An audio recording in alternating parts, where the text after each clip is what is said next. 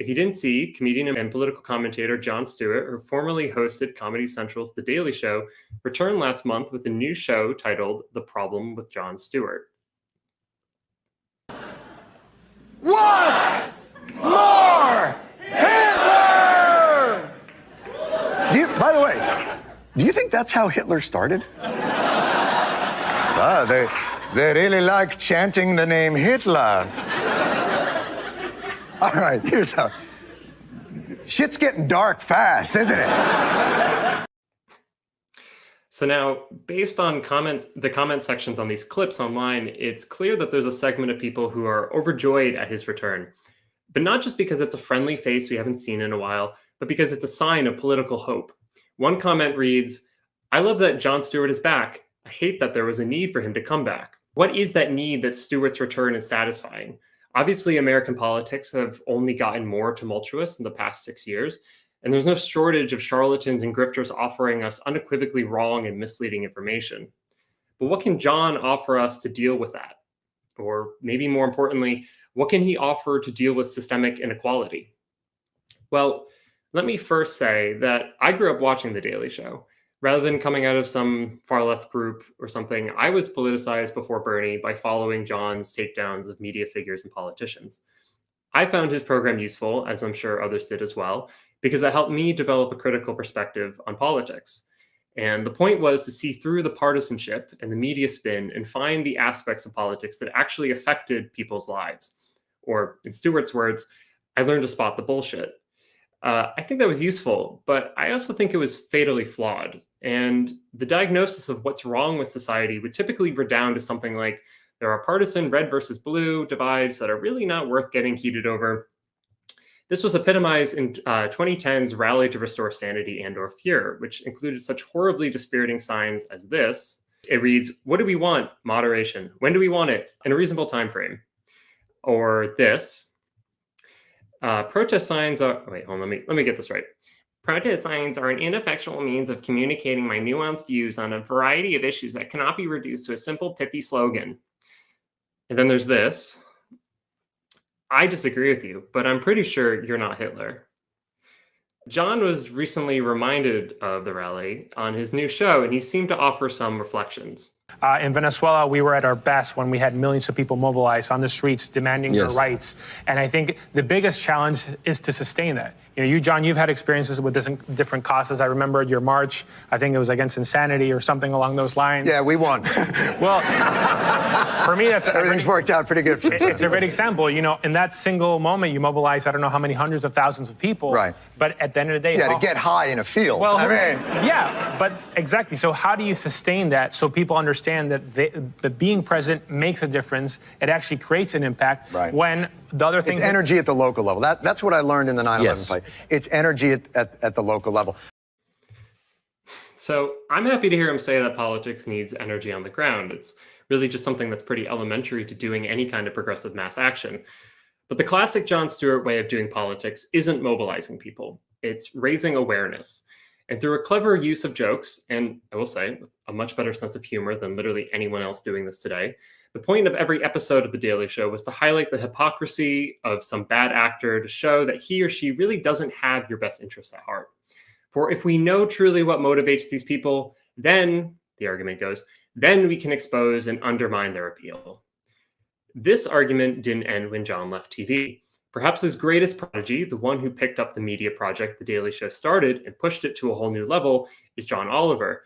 Aurora Borealis and Damage magazine writes, "Each week, Oliver performs an in-depth examination of a particular topic of national or global concern, peppering his presentation with throwaway jokes, but mostly staying quite focused on laying out very precisely the true insanity of the modern world. The most questionable assumption of Last Week Tonight is that adequately delimiting the problem is a way of solving it. If only we really knew, the thought goes, we would go about changing it. The political documentary industry is built on this basic assumption." Now, the underlying assumption here is that knowledge by itself really is power. And I hate to break the bad news, but that's not true. And I think most of you probably know that that's not true at this point, because most Americans have polled favorably to Medicare for All and overwhelmingly believe that politics is rigged in favor of the rich. But the fact that most people know this doesn't actually impose any costs on politicians or corporations to change their practices. Aurora Borealis continues, writing, every doctor or mechanic knows that you have to treat causes, not symptoms. Sure, consciousness is debased, but that debasement is merely a symptom of underlying structural causes and cannot be argued away in itself. The desire to do so is, in fact, typically bourgeois, evidencing a need for clarity in thought that does not endanger existing conditions. Society has put working people's human needs over the narrow interest of bosses to make a profit when, and truly only when, working people have been organized. This is because the fundamental fact of capitalism is that power is based on the material ownership of resources. And unless workers can stop the flow of profits within the workplaces, they are completely at the whim of their employers. So now to return to Jon Stewart. He ended his show in the summer of 2015, right as the Bernie Sanders campaign was gaining momentum for the first time. And many wondered what the show would have looked like during some of the major battles within the Democratic Party. Well, now he's returned, and I must say, it seems like the Bernie campaign has rubbed off on him. See, it turns out that hardworking Americans aren't doing that great. Anybody know what might help them? Single-payer health care, government-paid child care, free college, government healthy food, early education, child education, universal child care, guaranteed job for everyone with a family-sustaining wage, adequate family and medical leave, paid vacations and retirement security. You guys are dead on. Man, that is totally unexpected. But you all are dead on right. That is exactly what we need to do in this country. But I sense the tone in your voice. Why aren't we doing those things? If that's not socialism, I'm not sure what is. every socialist wish list item. Socialist and globalist wish list. socialist fantasy. Paradise for all. Right. So there it is. We cannot give our hard-working, leather-behanded heroes their basic needs because that's socialism.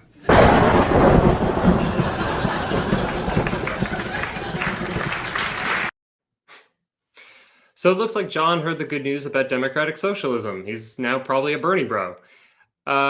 So the problem isn't his morals. They seem fine. The problem isn't his policy goals. Seems like he agrees with Bernie. The real problem with Jon Stewart is his diagnosis of the root cause of inequality. So socialism is bad because it's the government picking the winners and losers. And there's nothing worse than that. Not spiders with wings, not grandma titty punching. There's nothing worse. Basically saying if you're a loser, it's your fault. And government stepping in is socialism. There's only one problem with this. And that is government picks winners and losers all the time. The White House gives an early Christmas present to Detroit's automakers, a $17 billion loan. The airline industry has gotten a $50 billion lifeline. $23 million incentive package for Amazon. All right, so that segment goes on just a little further, but it basically ends before John offers any real strategy to combat the government's bias towards capitalists. But identifying bias alone is sorely insufficient. That's basically what he's doing in this segment. Why is it biased? Is it just some bad politicians who take some shady donations? Of course, that happens, but that's not really the problem. The problem are the rules of the game of capitalism. As long as all the shit in society is unilaterally owned and controlled by a small handful of individuals who are single-mindedly focused on maximizing profit above and beyond all of their considerations, we're going to keep running into these same problems. And unfortunately, trying to demystify a system rather than an egregious person doesn't really have the same punchlines. It's just playing an outrageous clip and then waiting for the laughter. Jon Stewart, fair to Republicans? Book page.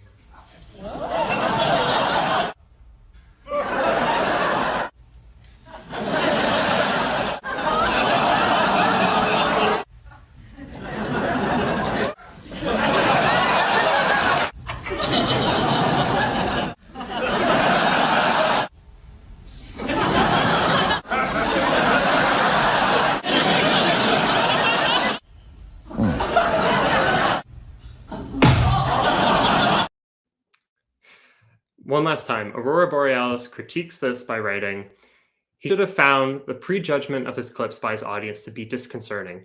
But there's an element of truth here. The offensiveness and absurdity of daily life in contemporary capitalist society does not really need elaborate or detailed explication. An extensive cataloging of the horrors, in fact, serves to detract from the clear thinking work of felling the structures that generate these horrors.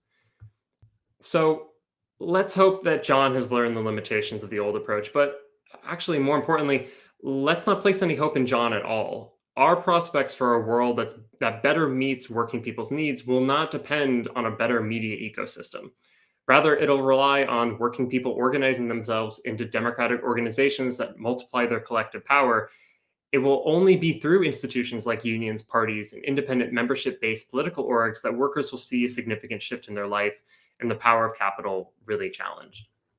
So, Jen, I want to pull you back in now. There you are. Obviously, this is really just the fact that I watched a bunch of Jon Stewart clips this weekend. And there's a little bit of nostalgia, obviously, but it's interesting to me both that his politics seem to have shifted somewhat, and then maybe not surprising at all that he hasn't shifted quite as much as maybe one would hope, given Bernie and maybe some of the lessons the left has learned since Bernie.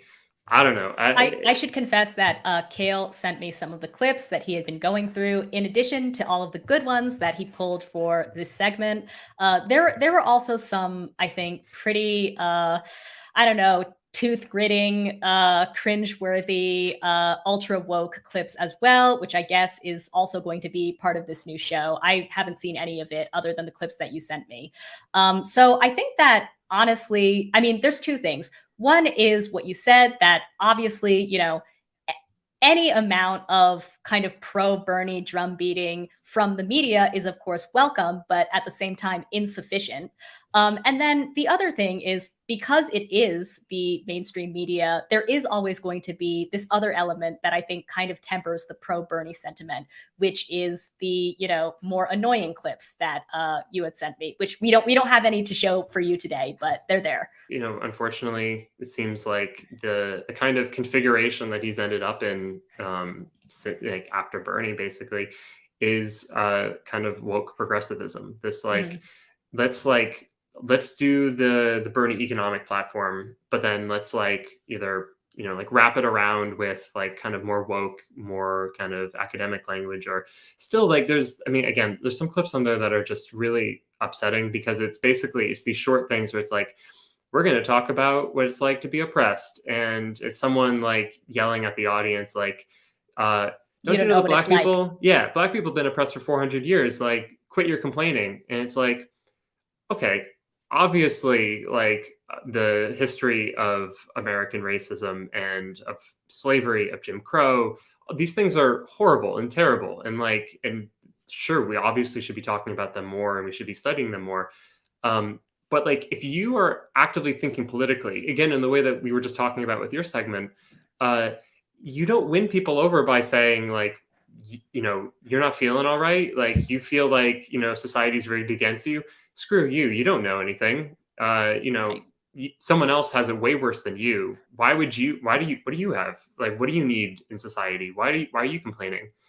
This is just not politics. It's just fundamentally not doing politics. And so it's when you couple the Bernie program with that, which again is not politics, and is really just insofar as it actually is politics, it's basically it's a politics of the elite. It's punching down at working people and saying, you're having a hard time, screw you. That kind of thing is so antithetical to the first half, and yet this is just how a good chunk of progressives talk about these things. Right. If you like this video from The Jacobin Show, please hit like and subscribe and share with your friends. Thanks.